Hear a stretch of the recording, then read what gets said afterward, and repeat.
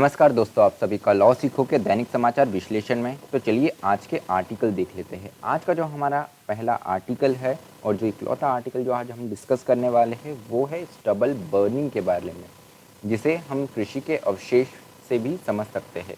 तो इससे ना सिर्फ पॉल्यूशन होता है, प्रदूषण होता है, इससे जो मृदा होती है, जो सॉइल होती है, उस पर भी एडवर्स, उस पर भी खराब परिणाम पड़ता है, जो कि एक कृषक के लिए भी काफ़ी ज़्यादा नुकसानदायक है। तो हम इस बारे में इस आर्टिकल में चर्चा करेंगे। उसके बाद में हमारा न्यूज़ इन फ्लैश है, जिनमें हम उन समाचारों के बारे में चर्चा करते हैं जो कि हमारी परीक्षा के लिए महत्वपूर्ण है। तो चलिए मैं आगे बढ़ूँ उससे पहले लॉ सीखो की ये कुछ कोर्सेज और पैकेजेस हैं। इन्हीं में से एक कोर्स है लॉर्ड ऑफ द कोर्सेज, जो कि हमारी जुडिशरी की प्रिपरेशन के लिए है। उसके अलावा लॉ सीखो की ये और कुछ कोर्सेज है। इन सारे कोर्सेज की जानकारी आपको लॉ सीखो की वेबसाइट पर मिल जाएंगी। तो आज का एमसीक्यू देख लेते हैं। तो सुप्रीम कोर्ट ने justice Madan B Lokur committee appoint करी, जो कि मॉनिटर करेगी और प्रिवेंट करेंगी स्टबल बर्निंग की समस्या को, जो कि खास तौर पे पंजाब, हरियाणा और यूपी राज्यों में देखने को मिलती है। अब ये जो एक कमेटी सेटअप करने का निर्णय लिया गया है, ये निम्न में से किस केस में सुप्रीम कोर्ट ने ये निर्णय लिया है? तो आपका ऑप्शन ए है Praveen Kumar versus Union of India, option B है MC Mehta versus Union of India, option C है Aditya Dubey versus Union of India, या ऑप्शन डी इनमें से कोई भी नहीं। जो भी आपका उत्तर हो कमेंट बॉक्स में ज़रूर लिखिए। तो आज का वर्णनात्मक प्रश्न देख लेते हैं। वो यह है कि हाल ही के वर्षों में स्टबल बर्निंग जो है, कृषि के जो कृषि होने के बाद में जो अवशेष, पार्ली भी हम जिसे कहते हैं, वो बच जाते हैं, उन्हें जलाया जाता है। तो ये एक वायु प्रदूषण का प्रमुख समस्या बन के उभरा हुआ है। इसी परिदृश्य में आप एक चर्चा करें स्टबल बर्निंग कैसे एक कारक होता है प्रदूषण का, उसके साथ में उन तरीकों को, उन मेजर्स के बारे में भी डिस्कस करें जिसके जिसके चलते हुए हम इस समस्या का निराकरण पा सकते हैं। आप आपका उत्तर 250 शब्दों में लिख सकते हैं। तो हमारा जो आर्टिकल है स्टबल बर्निंग, पार्ली जलाना या कृषि के जो अवशेष बच जाते हैं उनको जलाना, उसके बारे में ये आर्टिकल बात करता है। तो ये समाचार में कैसे आया? तो सुप्रीम कोर्ट ने, जो कि हमारा अभी एमसीक्यू भी था, उसका उत्तर आपको यहाँ से मिल जाएगा कि Aditya Dubey versus Union of India के केस में सुप्रीम कोर्ट ने, जो हमारे रिटायर्ड सुप्रीम कोर्ट के जज थे जस्टिस मदन बी लोकुर, उनको वन मैन कमेटी अपॉइंट की, जो कि मॉनिटर करेंगे और प्रिवेंट करेंगे स्टबल बर्निंग के इशू में, जो कि पंजाब, हरियाणा और यूपी के राज्यों में होता है। उसके साथ में यूनियन गवर्नमेंट ने अभी एक ऑर्डिनेंस भी लाया। सुप्रीम कोर्ट ने तो एक कमेटी अपॉइंट करी थी, लेकिन एक ऑर्डिनेंस ला के गवर्नमेंट ने एक परमानेंट कमीशन यहाँ पे बनाने की बात की गई है, जिसको प्रेसिडेंट का असेंट मिल चुका है। तो यहाँ पर दिल्ली गवर्नमेंट ने भी दिल्ली ग्रीन ऐप लॉन्च किया है कि कैसे प्रदूषण से हम निराकरण पा सकते हैं। दिल्ली गवर्नमेंट के द्वारा भी कुछ अच्छे कदम उठाए जा रहे हैं। ये सारी चर्चाएं, इसलिए ये हमारा एक करंट इशू भी बन जाता है। तो अगर हम स्टबल बर्निंग का ओरिजिन देखें, जो पार्ली जलाते हैं, जो ये कृषि होने के बाद में जो फसल के अवशेष बच जाते हैं, इन्हें जो बर्न करते हैं, जलाते हैं, तो ये क्या परंपरा, ये जो कल्चर है, ये क्या पहले से रहा है? तो इसका उत्तर है नहीं। ग्रीन रिवॉल्यूशन जब आया, हरित क्रांति जब आई, उसके बाद में स्टबल बर्निंग का जो इशू है हमको देखने को मिला। क्यों? उसका कारण ये हुआ कि राइस, जो कि चावल, उसके साथ में जो गेहूँ है, उनका उत्पादन बहुत ज़्यादा बढ़ गया।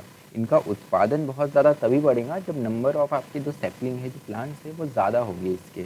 तो इसके कारण जो ज़मीन पे कम उत्पादन होता था, अब उसी ज़मीन पे ज़्यादा उत्पादन होने लगा। तो जो कृषि थी, आपकी जो फसल था, उसका अमाउंट बढ़ गया। तो फसल कटने के बाद में उसके अवशेष रह जाते हैं। तो आपके पास में मशीन तो है ये अवशेष साफ करने की, लेकिन जो मशीनें हैं वो फिर भी 1 फुट लंबे जो ढूंढ होते हैं उन्हें छोड़ देती है। उन्हें अब किसान कैसे टैकल करेंगे, उनको कैसे ख़त्म करेंगे? उसके लिए किसानों ने सबसे आसान तरीका ये अपनाया कि हम इन्हें जला देते हैं। ये काफ़ी लो कॉस्ट भी है, जलाने में उनको कोई ज़्यादा मेहनत भी नहीं लगती है। सूखे सूखे होते हैं तो वो आराम से जल जाते हैं और काफ़ी जल्दी जल जाते हैं। तो आपको कोई और मेजर लेने की आवश्यकता नहीं है, क्योंकि अगर आप कोई वर्कर या मजदूर हायर करके उन्हें साफ़ करते हो तो इससे कॉस्टिंग भी ज़्यादा होगा और समय भी ज़्यादा होगा। इसके चलते इन्होंने स्टबल बर्निंग का मेजर लिया और ये स्टबल बर्निंग की समस्या हमें देखने को मिली। उसके साथ में जब दो फसल लग रखती है तो उसमें 20-25 दिनों का ही समय होता है। तो इस बीच में आपको सारी खरीदारी भी करनी पड़ती है अगली फसल के लिए, उसके साथ में आपको ज़मीन तैयार भी करनी पड़ती है। इसके लिए एक आसान तरीका देखते हुए किसानों ने ये तरीका अपनाया। तो इसका पर्यावरण पे क्या प्रभाव पड़ता है?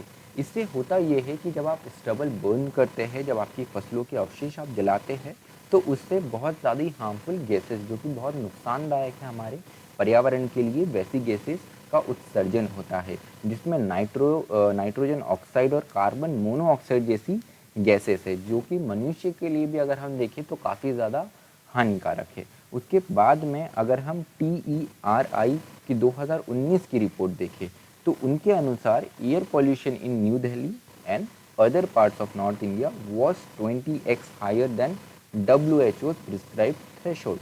तो जो WHO है, वर्ल्ड हेल्थ ऑर्गेनाइजेशन, उन्होंने एक थ्रेशोल्ड, एक मानक तय किया गया है कि अगर इस मानक से ऊपर अगर एयर क्वालिटी जाता है तो वो काफ़ी ख़राब है मनुष्य के लिए।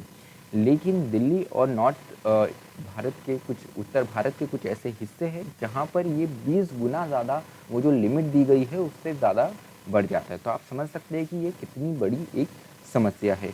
उसके साथ में आपने न्यूज़ में भी सुना होगा कि दिसंबर और जनवरी के महीनों में, फरवरी में भी कभी-कभी पूरी ऐसी धुंध छा जाती है और एक ब्लैंकेट कवर हो जाता है, जो इंडो गैंगेटिक जो प्लेन है, जो गंगा के तटीय एरिया है, जो गंगा का प्लेन है, जो मैदानी एरिया है, वहाँ पर हमको ऐसे ब्लैंकेट स्मोक के देखने को मिलते हैं, जिसके कारण काफ़ी लोगों को वायु प्रदूषण से जूझना पड़ता है। अब यहाँ पर एक और महत्वपूर्ण बात ये आ जाती है कि प्रदूषण तो चलिए होता है, लेकिन उसके साथ में एक और नुकसान जो होता है वो कृषक को खुद होता है, वो किसान को खुद होता है। क्योंकि जब वो उसके स्टबल को बर्न करता है, जब उसकी फसल के जो अवशेष है उनको जला देता है, तो उससे जो ज़मीन का जो मृदा का ऊपरी हिस्सा है, उसमें जो ऑर्गेनिक फर्टिलाइज़र रहते हैं वो भी जल जाते हैं। कुछ ऐसे माइक्रोब्स, कुछ ऐसे जीव जंतु भी जल जाते हैं जो ज़मीन में होते हैं, जो कि खेती को फ़ायदा पहुंचाते हैं, वो भी इससे जल जाते हैं। के साथ में आपकी ज़मीन का जो एक क्वालिटी है वो भी गिरता है। तो ये सॉइल की फर्टिलिटी को बहुत एडवर्सली अफेक्ट करता है। उसके साथ में जो ग्राउंड वाटर है उसके लिए भी एक समस्या है कि ग्राउंड वाटर भी, राइटर बताते हैं, इससे अफेक्ट होता है। और अगर आप स्टबल बर्न कर देते हैं तो उससे उस ज़मीन को पानी की भी ज़्यादा आवश्यकता होती है, क्योंकि उसमें जो ऐसे ऑर्गेनिज्म थे, जो मिनरल्स थे, जो मदद करते थे मृदा को पानी होल्ड करने के लिए, पानी को बनाए रखने के लिए, वो भी एक क्षमता मृदा की, सॉइल की चली जाती है। तो यहाँ पर हम थोड़ा लीगल एंगल देख लेते हैं यहाँ पे कि कौन कौन से हमारे न्यायालय द्वारा कदम उठाए गए हैं, कौन कौन से लीगल स्टेप्स उठाए गए हैं। तो 2013 में सबसे पहले तो जो पंजाब गवर्नमेंट थी, उन्होंने ही कह दिया कि हम स्टबल बर्निंग जो है, ये जो आप गतिविधि करते हो, ये पूर्ण रूप से अब हम बैन कर रहे हैं। लेकिन उसके बावजूद भी ये जारी रहा। 2015 में NGT, जो कि हमारा नेशनल ग्रीन ट्राइब्यूनल है, उन्होंने भी कहा राजस्थान, यूपी, हरियाणा और पंजाब में स्टबल बर्निंग 100% 100% बैन है। उसके बाद में अगर आप IPC में भी देखें तो सेक्शन 188, उसके साथ में air prevention and control of pollution act 1981 भी कहता है कि कोई ऐसी गतिविधि करना जिससे पर्यावरण को नुकसान पहुंचे, तो ये एक दंडनीय अपराध है। यहाँ पर ये एक ऑफेंस माना जाएगा, एक अपराध माना जाएगा। उसके साथ में कुछ इनोवेटिव स्टेप्स है, कुछ ऐसे कदम हैं, कुछ निराकरण है जो हम ले सकते हैं। तो उसमें से ही एक एक्शन प्लान हमको पंजाब और हरियाणा में मिलता हुआ दिखता है। तो यहाँ की जो सरकारें हैं, इन्होंने कस्टम हायरिंग सेंटर्स तैयार करे हैं, जो कि किसानों को मदद करेंगे कि वो उनकी स्टबल कैसे साफ करें। उसके साथ में provide machinery such as happy seeder, rotavator, paddy straw chopper. तो यहाँ पर वो ऐसी मशीनरी भी सब्सिडी में या काफ़ी कम दामों पर प्रोवाइड करने में मदद कर रहे किसानों को, जो कि मैंने बताया जैसे 1 फुट लंबे स्ट्रॉ छूट जाते हैं तो उन्हें भी वो एकदम ज़मीन से ख़त्म हो पाए, तो उसके लिए वैसी मशीनें प्रोवाइड की जा रही है। यहाँ पे हैप्पी सीडर जो है उसके बारे में एक बहुत अच्छा फ़ायदा किसानों को ये होता है कि जब वो हैप्पी सीडर चलाते हैं तो ये इनको बुआई में बहुत ज़्यादा मदद करता है। इससे जो स्टबल रहता है, जहाँ पर बुआई होनी रहती है वो ज़मीन साफ करके जो यहाँ पर एक पेस्ट और जो एक हर्ब्स उग जाते हैं उस जगह पे ये जो स्टबल्स है वो डाल देते हैं। उससे होता ये है कि जो मॉइस्चर है ज़मीन का वो भी होल्ड रहता है, साथ ही साथ वहाँ पर जो खरपतवार उग जाती है वो भी नहीं उग पाती है।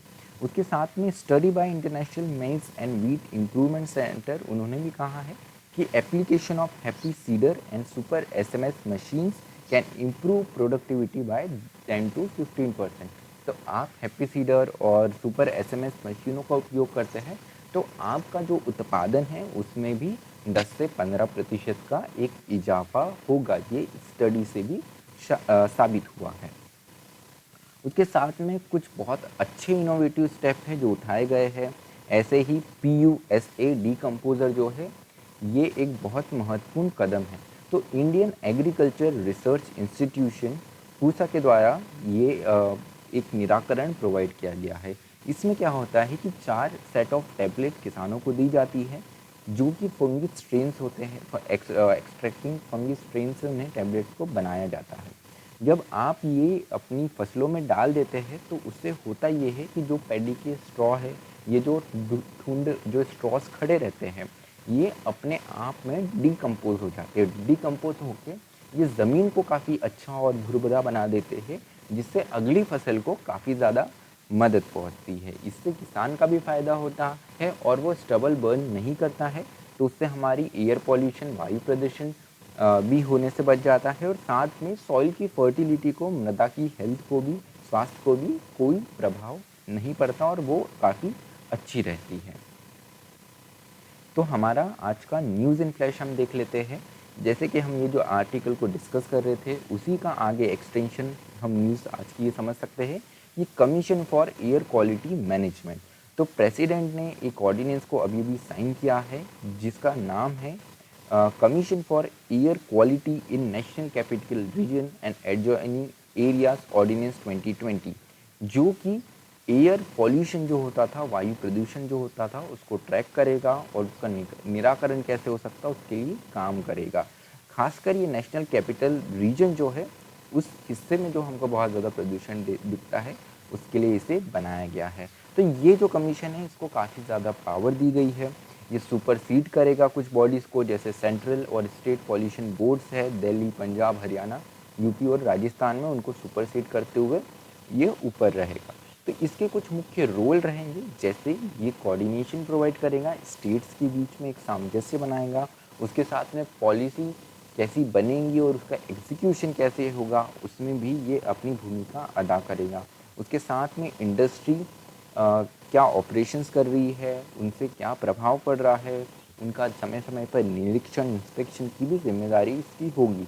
साथ में यहाँ पर एक अनुसंधान का भी मौका मिलेगा, रिसर्च का भी मौका मिलेगा, जिससे वायु प्रदूषण होता है हमारे पर्यावरण में। तो चलिए, हमारा जो आज का विश्लेषण है वो यही समाप्त होता है। मुझे सुनने के लिए आप सभी का धन्यवाद। इसी तरह पढ़ते रहिए, मेहनत करते रहिए। Thank you.